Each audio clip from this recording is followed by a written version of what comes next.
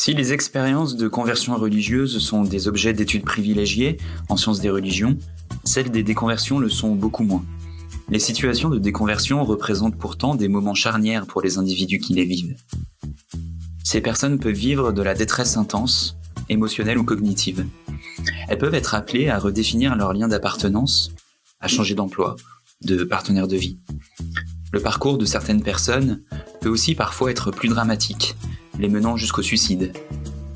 Ces parcours divers s'ancrent dans un contexte bien spécifique de pluralité religieuse, de société sécularisée, impliquant perte de sens, recherche de soi, mise à distance personnelle des croyances, ce qui peut conduire à remettre en question une appartenance religieuse. C'est ici que prend tout le sens de la liberté de religion, liberté de croire ou de ne pas croire, de quitter une appartenance religieuse. Dans cet épisode, nous allons donc nous demander quels sont les enjeux sociologiques et psychologiques, et même juridiques, de la déconversion. Qu'est-ce que cela implique de changer son rapport personnel aux croyances ?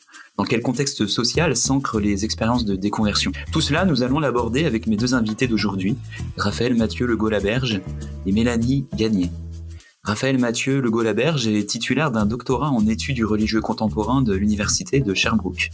Spécialiste des sciences humaines des religions, posant un regard multidisciplinaire sur le religieux, ses recherches portent avant tout sur les groupes anabaptistes du Canada. Il est également chercheur partenaire et coordonnateur du SODRUS, le Centre de recherche Société, Droit et Religion de l'université de Sherbrooke. Mélanie Gagné, elle, est détentrice d'une maîtrise en études et pratiques psychosociales de l'Université du Québec à Rimouski.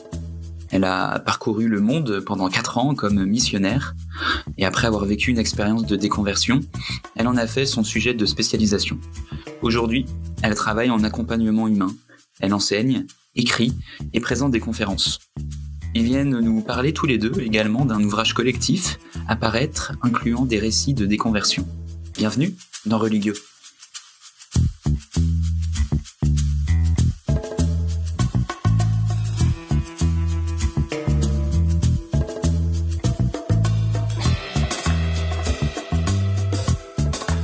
Mais avant d'entamer la discussion, écoutons les 2 extraits citations choisis par les 2 invités pour introduire l'émission.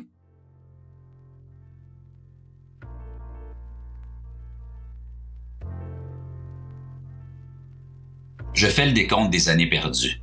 J'ai mal. Je crois que je ne pourrai jamais me débarrasser complètement de ce mal. C'est près de 20 ans qui défilent devant moi. Plus de la moitié de ma vie. Un alcoolique le demeure même s'il arrête de boire. Je resterai toujours un ex-témoin enrôlé de force. J'ai écrit pour me souvenir. J'ai écrit pour qu'il n'y ait jamais plus de témoins enrôlés de force, ni d'enfants soldats de Jéhovah. Extrait de I Am Uterite de Marianne Kirkby. Nous ne savions pas nager, patiner ou faire du vélo. Nous n'avions jamais goûté à de la pizza, à du macaroni au fromage ou à une banana split. Notre connaissance de l'anglais était adéquate, mais nous préférions largement notre dialecte allemand. Quand Madame Herbe, notre nouvelle enseignante, m'a demandé de quel pays je venais, je lui ai répondu avec confiance. Fair home. Devant toute la classe. Alors on vient d'entendre donc 2 extraits. Le premier issu du livre de Jean-Sébastien Lozo, Réveillez-moi, une enfance chez les témoins de Jéhovah. C'est d'ailleurs Jean-Sébastien Lozo lui-même qui a lu l'extrait que vous avez entendu. Donc on le remercie encore de nous avoir prêté sa voix. Et le deuxième, donc issu de I Am Uterite de Marianne Kirkby. Ce sont donc les 2 premiers extraits que vous aviez choisis pour introduire l'émission, Mélanie et Raphaël. Est-ce que dans un premier temps, vous pourriez revenir pour nous sur le choix de ces 2 extraits ? Pourquoi est-ce que vous les avez choisis ? Oui, avec plaisir. Donc, moi, personnellement, Jean-Sébastien Lozo, c'est un auteur que j'apprécie beaucoup. Je trouve que c'est un auteur qui va dans le réel de l'expérience, il nous amène avec lui dans le cru de son histoire, dans l'authentique. J'ai l'impression de plonger avec lui dans ce que ça voulait dire d'être chez les témoins de Jéhovah et ensuite d'en sortir. Donc, je trouve que l'extrait choisi nous parle aussi vraiment des conséquences dans le long terme de ce que ça implique de se déconvertir, de sortir d'une religion. Et moi, personnellement, je peux vraiment m'identifier à cet extrait-là. Ben voilà, mais il faut dire aussi que Jean-Sébastien participe à notre ouvrage collectif. Puis c'est effectivement quelque chose au niveau, dans cet extrait-là, qui ressort selon moi au niveau de la temporalité.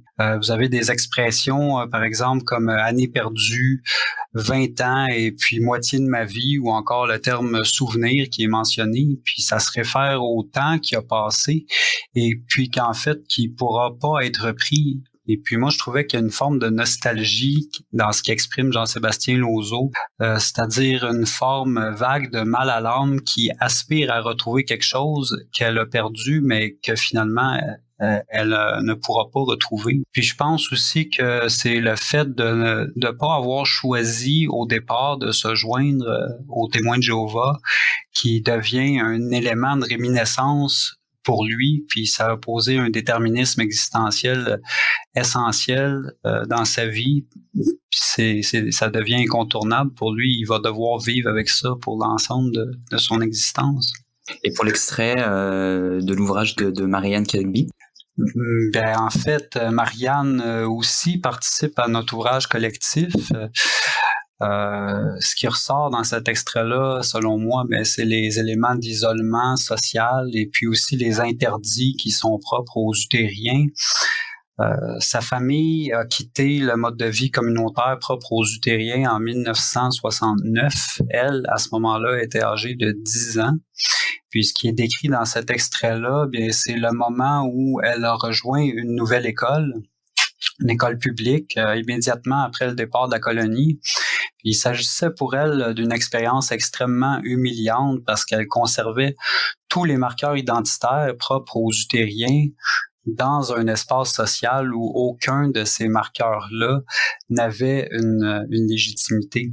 Et puis, en fait, j'ai été en contact avec elle au cours des derniers mois, puis ça a été un vrai plaisir d'échanger avec elle.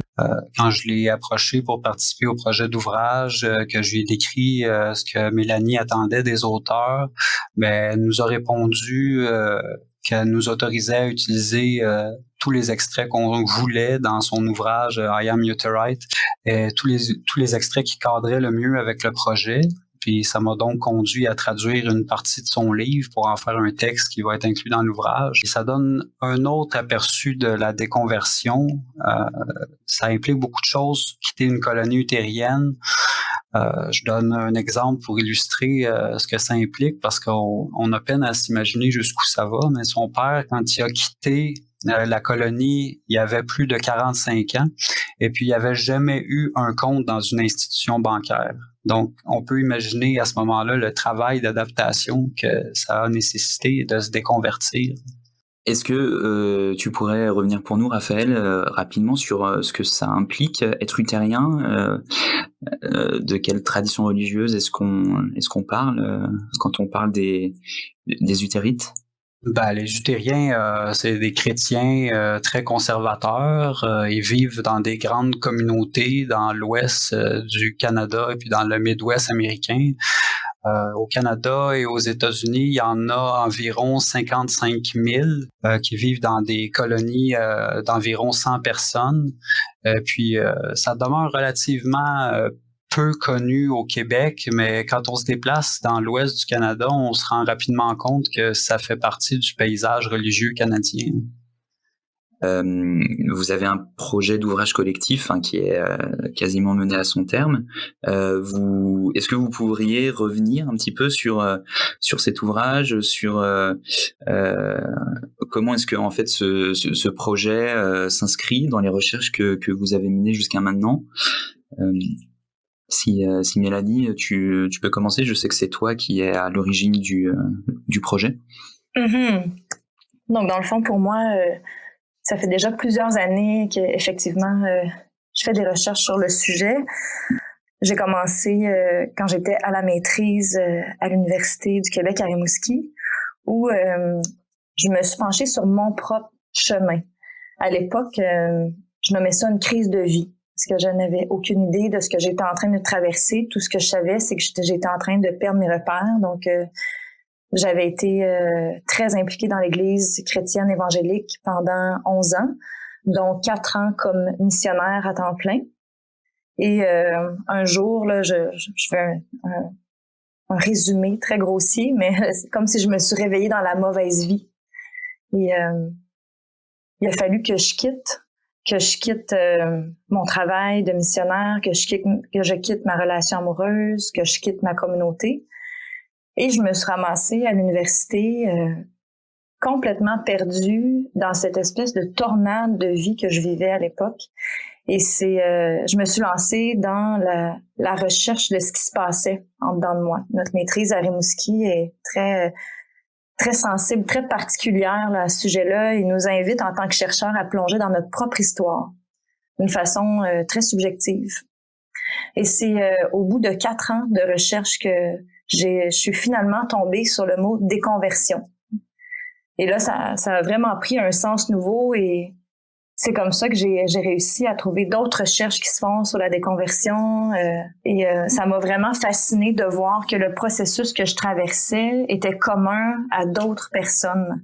Il y a même des graphiques qui existent qui démontrent là, le processus de conversion et de déconversion d'un individu. Donc, si j'essaie de vous en parler brièvement, on parle d'une phase de conversion qui va s'étendre sur quelques mois normalement. Donc, on est en quête de sens comme individu, on va se convertir et on arrive à un niveau de croyance qui est, disons, à 100%.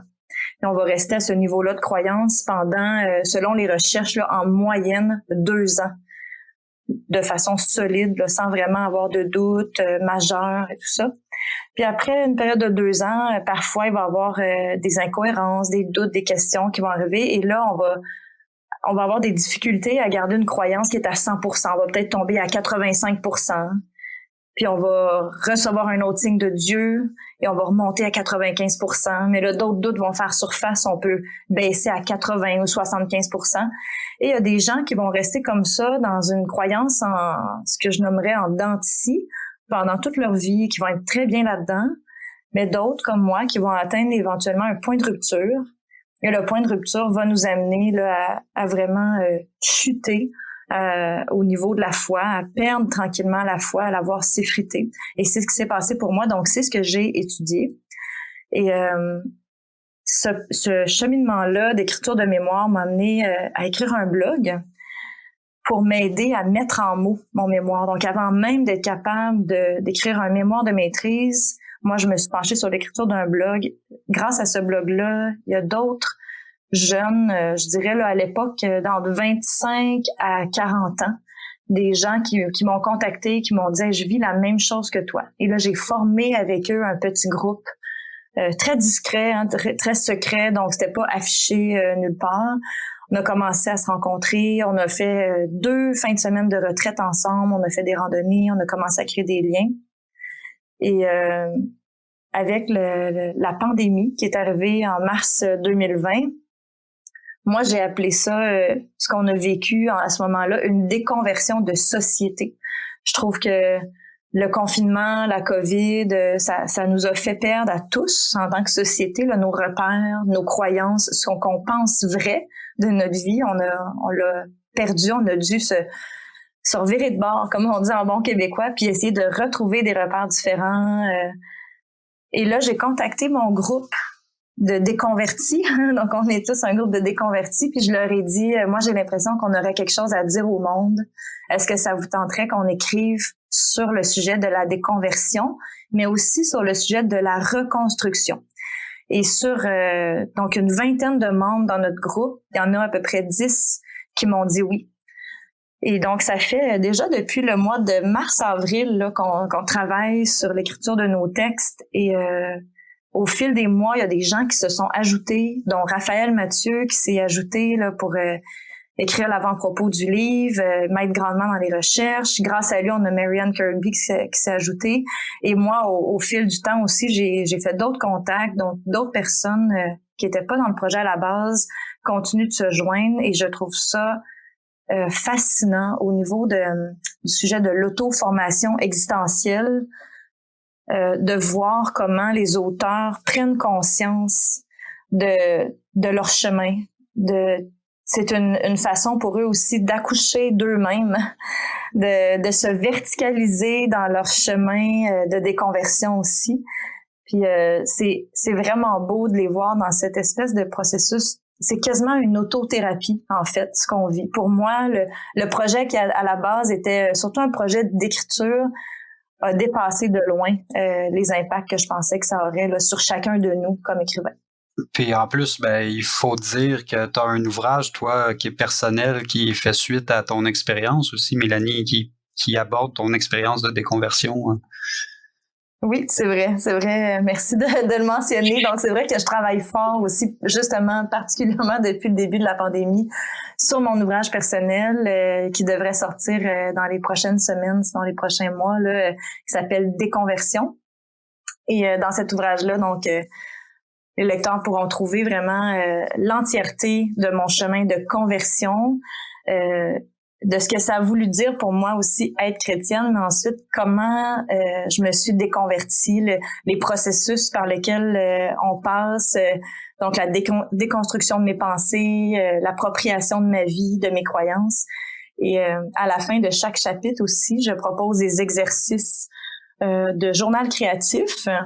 Donc c'est similaire à de l'art-thérapie, là, pour ceux qui auraient besoin de s'auto-accompagner dans des grandes transitions de vie. Donc, ça s'adresse pas juste à des gens qui vivent une déconversion, mais ça peut être des gens qui vivent des transitions majeures, par exemple des divorces, des déménagements, changer de pays, perdre la santé, etc. Donc, je propose des façons de s'auto-accompagner parce que c'est quelque chose que j'ai beaucoup étudié aussi, l'accompagnement humain, comment on fait pour accompagner l'être humain dans des transitions majeures comme ça. Effectivement, ça fait un beau complément aussi à l'ouvrage collectif qui est encore qui est bientôt à paraître. Alors justement, tu l'as évoqué dans le témoignage que tu nous as fait. À quel point est-ce que justement là dans l'ouvrage collectif il y a des éléments qui sont récurrents dans les témoignages des autres personnes qui participent à l'ouvrage. Tu nous as parlé un peu des thématiques liées au niveau psychologique, au sentiment de honte, de quête de sens. À quel point est-ce que on peut trouver des similitudes avec ce que tu as décrit dans ton cas personnel, Mélanie, et est-ce que tu penses aussi, est-ce que toi il y a des témoignages qui t'ont marqué plus que d'autres dans l'ouvrage? Oui, il y a des thèmes communs, c'est sûr, dans chacun des témoignages. Donc, effectivement, un grand sentiment de honte. Plusieurs des auteurs vont parler de la honte, surtout en ce qui a trait aux pulsions sexuelles qu'ils vivaient jeunes, hein, parce que ce sont des gens en majorité qui ont grandi dans des milieux religieux variés. Donc, je tiens à mentionner que nous sommes une douzaine d'auteurs qui venons vraiment de milieux différents, donc témoins de Jéhovah, pentecôtistes, luthériens. On a même quelqu'un qui vient d'un mouvement Nouvel Âge, plus de canalisation, médium, etc. Donc, on a vraiment des gens qui viennent de différents milieux. Et dans la majorité de ces témoignages-là, on va pouvoir lire la honte des désirs qui les habitaient, donc comment ils devaient réprimer les pulsions qu'ils avaient, qui étaient très naturelles, mais comment c'était vu comme honteux, comme péché, comme mal. Ensuite, on va voir beaucoup la perte de sens, la perte de repères, là, de la solitude, se retrouver complètement seul, perdu, et incapable, sur le coup, incapable de retrouver du sens dans leur vie. On a la thématique donc liée à ça du suicide qui va revenir dans au moins 2 des témoignages, donc tentative de suicide.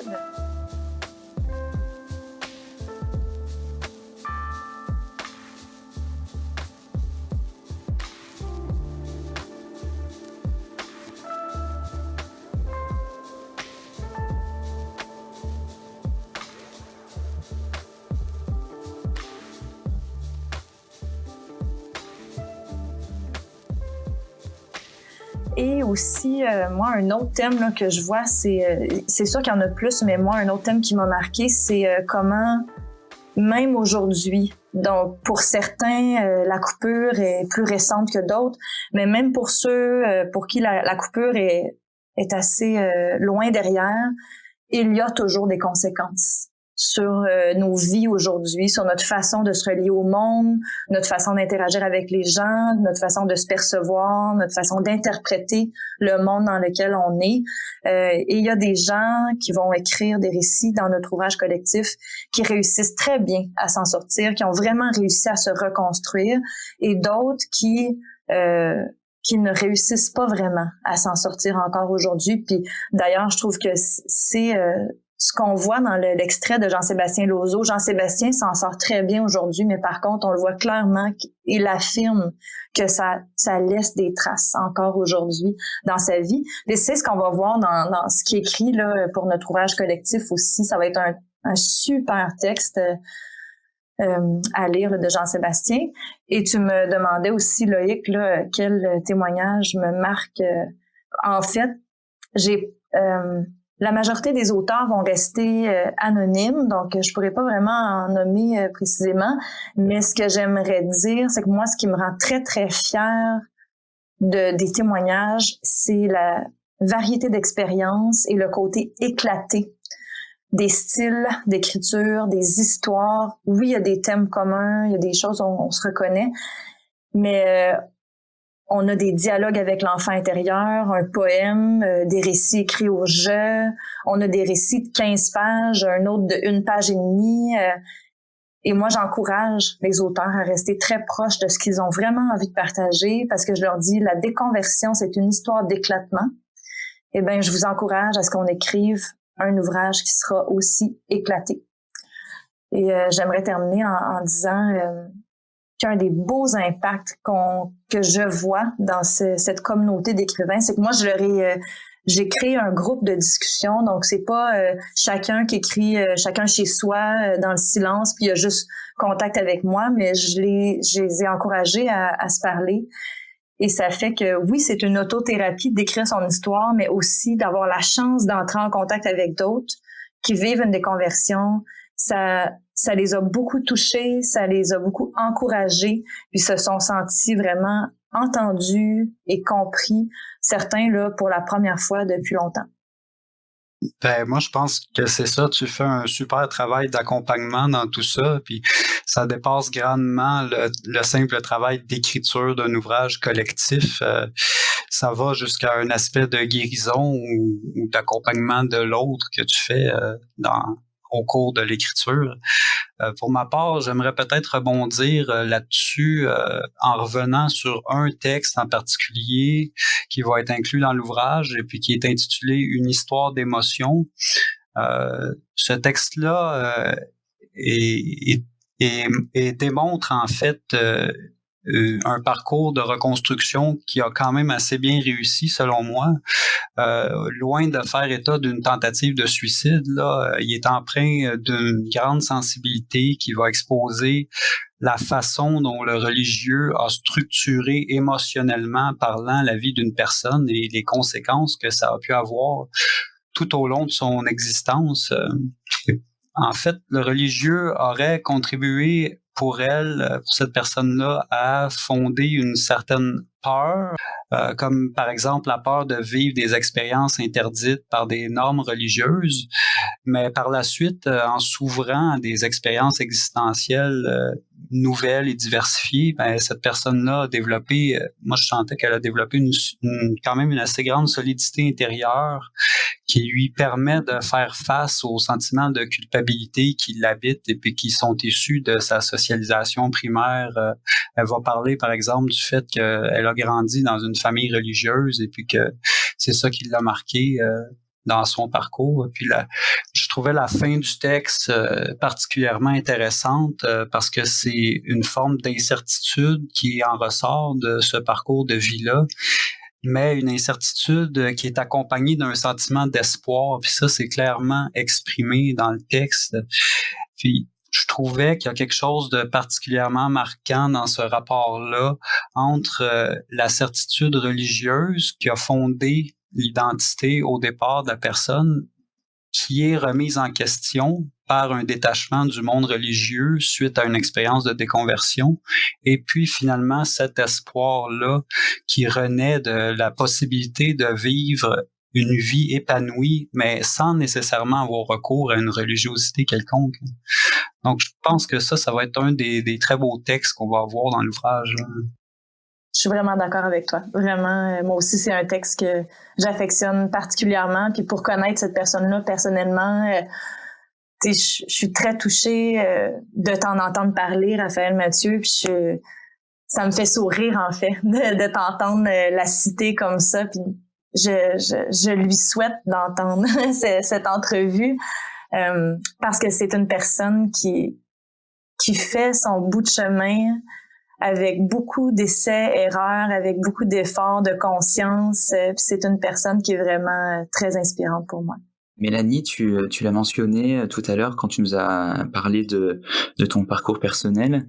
À quel point est-ce que les autres personnes qui ont contribué à venir fournir leur témoignage, leur récit de déconversion, à quel point est-ce que ces personnes-là ont réussi elles aussi à mettre un mot sur ce qu'elles vivaient, parce que toi tu nous as dit que c'est, si j'ai bien compris, pendant tes études que tu as réussi en fait à mettre un mot sur ce que tu ressentais au plus profond de toi, sur que tu as découvert ce mot de déconversion. Est-ce que moi, je me demandais si les personnes qui n'ont pas eu cette chance de faire des études là-dessus ont pu mettre rapidement, elles aussi, un mot sur ce qu'elles vivaient. En fait, le mot déconversion, c'est pas un mot très utilisé en français. Hein. D'ailleurs, si on le tape dans Word là, sur un ordinateur, c'est souligné rouge. Hein? Donc, c'est un mot qui est utilisé dans des recherches, surtout en anglais. C'est encore très peu connu, je trouve, là, dans le monde francophone. Donc, moi, ça m'a pris du temps de mettre le mot sur mon chemin et j'ai été témoin, en fait, de justement certaines personnes dans ce groupe-là et même d'autres là maintenant que je rencontre là, dans ma vie de tous les jours, que quand je leur dis mais j'ai vécu une déconversion, puis là je leur explique ce que c'est, la lumière dans les yeux de ces gens-là. Ah oui, ah ouais, je comprends ce que c'est la déconversion et ça fait beaucoup de sens comme mot. Puis il y a des personnes justement qui sont dans notre groupe qui ont vu, j'ai le goût de dire qu'ils ont vu la lumière. Là, tu sais, c'est comme si j'ai allumé une lumière en leur donnant ce mot-là, puis en fait, enfin, je peux nommer ce qui se passe pour moi. Et je trouve qu'en nommant ce qui se passe, c'est comme si tout d'un coup, on se relie à un groupe. Moi, c'est l'effet que ça m'avait fait. Quand on quitte un milieu religieux, on vit beaucoup de solitude, de rejet, les gens vont nous repousser aussi. Les gens de notre milieu religieux vont nous faire sentir honteux, différents, en marge, pécheurs, etc. Et on se sent très seul et on n'est pas mis en contact avec des gens qui vivent la même chose. Donc, moi, quand j'ai trouvé le mot déconversion, ça m'a permis de me relier puis d'enfin savoir quoi chercher. Donc c'est ça. Je pense que ça prend un temps avant d'être capable de mettre le mot sur ce qu'on vit. Et juste pour clarifier, déconversion ne veut pas dire ne plus croire forcément en Dieu. En effet. Donc déconversion pour moi, c'est de quitter un ensemble de croyances par choix ou par non-choix. Hein. Des fois, ça peut être une déconversion volontaire ou involontaire. D'ailleurs, Raphaël Mathieu écrit un super texte à ce sujet-là. Mais donc, une déconversion volontaire ou involontaire peut nous mener à l'athéisme. Donc, certaines personnes, je pense à une des personnes du groupe, là, son chemin l'a mené à devenir athée. Par contre, il y en a d'autres qui vont se tourner vers d'autres types de croyances. On peut continuer de croire en Dieu ou en quelque chose d'inexplicable à un monde spirituel. Donc, c'est vraiment varié, là, le point d'arrivée, je dirais, de chaque personne. Puis là, je parle de point d'arrivée, je me dis, ouais, serons-nous, ou sommes-nous réellement arrivés quelque part d'avoir la fin de Ben voilà, ce qui est peut-être important de souligner dans tout ça, c'est que l'expérience humaine reste ouverte. Et puis, c'est pas parce qu'il y a eu une déconversion à un moment de la vie et puis peut-être même une mise à distance des croyances personnelles qu'il n'y aura pas un retour à d'autres formes de religiosité à un moment donné. Et puis tout ça s'inscrit dans nos sociétés qui sont très plurielles aujourd'hui. Hein. C'est pas possible de concevoir nos sociétés comme autrefois, comme des blocs homogènes où tout le monde appartenait à une même église.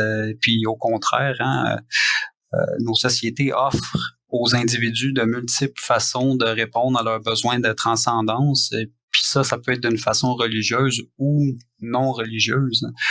Donc, c'est dans tout ce contexte-là que ça s'inscrit, contexte de sécularisation, contexte de la transformation de la foi au Québec et dans les sociétés occidentales, dans les pertes de sens et les recherches de sens que beaucoup de gens vivent aujourd'hui. Donc, c'est de ça que ça parle, la déconversion, finalement. Il n'y a pas de fatalité dans ça. Ça reste une expérience humaine qui demeure ouverte. Justement, Raphaël, tu as parlé de sécularisation. Je ne sais pas si toutes les personnes qui vont écouter ce podcast sont au fait de ce que veut dire ce mot. Comment est-ce que toi, rapidement, tu définirais la sécularisation et en quoi, sur un plan un peu plus théorique, la déconversion et la sécularisation peuvent être liées l'une à l'autre? Ben, les auteurs qui ont abordé ce phénomène-là de sécularisation, comme par exemple Weber et Gauchet, ils en ont parlé comme une mise à distance personnelle des croyances religieuses. Ça peut être accompagné, en fait, à ce moment-là, d'une mise à distance des appartenances. Puis pour Weber et Gauchet, ça allait aussi de pair avec une forme de désenchantement du monde. À ce moment-là, ben, l'individu peut choisir de cesser de croire à une religiosité en particulier, peut choisir de croire à quelque chose d'autre, à une autre tradition religieuse. La déconversion, je vois ça comme une application directe de ce que c'est les théories de la sécularisation. Donc, Mélanie en a bien parlé, là, on peut parler d'une déconversion qui conduit à un mode de vie plus séculier, mais c'est pas nécessairement ce que tout le monde va vivre, là. Il peut y avoir une conversion qui suit une déconversion et puis l'exploration de diverses formes de spiritualité. Puis je pense qu'il faut vraiment distinguer ce que c'est la religiosité de la spiritualité dans nos sociétés. Et finalement, et puis je pense qu'on terminera là-dessus. C'est une question un peu difficile, je pense, mais comment est-ce que vous définiriez, au travers de tout ce que vous avez dit, la déconversion ? Quels éléments de définition on pourrait donner au final pour décrire ce processus? Je dirais déconversion va commencer un grand mot encore, mais par des doutes et des grandes remises en question donc des éléments qui vont ensuite définir la déconversion va être la perte graduelle ou soudaine mais des croyances, la perte aussi ou le changement radical de notre façon de voir le monde, de comprendre le présent, le futur, le passé, la vie, la mort. Une grande remise en question des valeurs profondes qui constituent l'individu. Et si vous avez envie d'aller plus loin, je vous invite à rester attentive et attentif à la prochaine sortie du livre de Mélanie Gagné et de Raphaël Mathieu Legault-Laberge. Encore un grand merci à nos deux invités pour cette émission. Merci également à Jean-Sébastien Lozo de nous avoir prêté sa voix pour la lecture de son extrait. du livre Réveillez-moi, une enfance chez les témoins de Jéhovah. Merci aussi à Marianne Kirkby d'avoir autorisé la lecture de son extrait I Am Uterit. Quant à nous, on se retrouve bientôt pour une nouvelle émission de Religio.